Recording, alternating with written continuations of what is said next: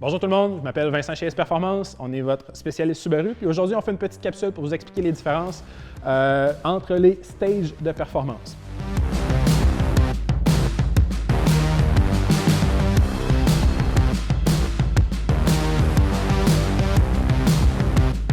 Vous avez probablement souvent entendu parler des stages 1, 2 et 3.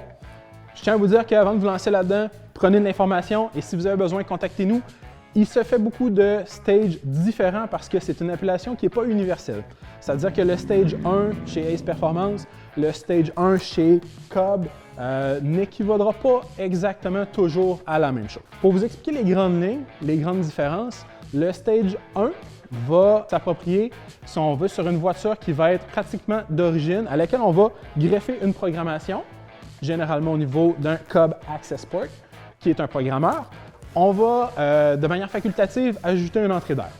Vous avez un gain en performance, petite économie d'essence, sourire, c'est ce qui va catégoriser le stage 1. Quand on va dans le stage 2, ça va vraiment diviser le stage 1 versus le stage 2.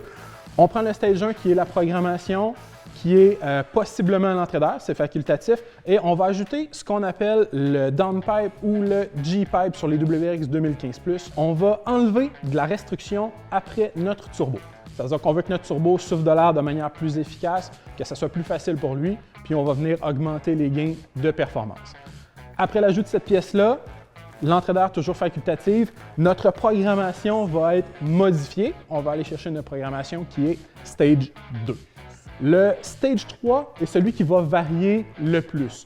On va laisser le Stage 3 comme étant celui qui est le plus ouvert. Dans les plus vieilles générations de 2002 à 2007, sur les WRX, c'était généralement le Stage 3 qui était réservé à l'ajout de pièces STI sur une WRX.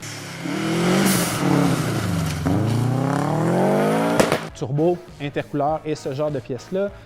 Dans les années plus récentes, avec la plateforme FA, les WRX de 2015 jusqu'à aujourd'hui, ça va généralement être quelques pièces ajoutées comme les TGV d'Elite, le Boost Solenoid 3 ports électroniques, puis ce genre de pièces-là. Si jamais vous avez des questions, contactez-nous, on est là pour ça.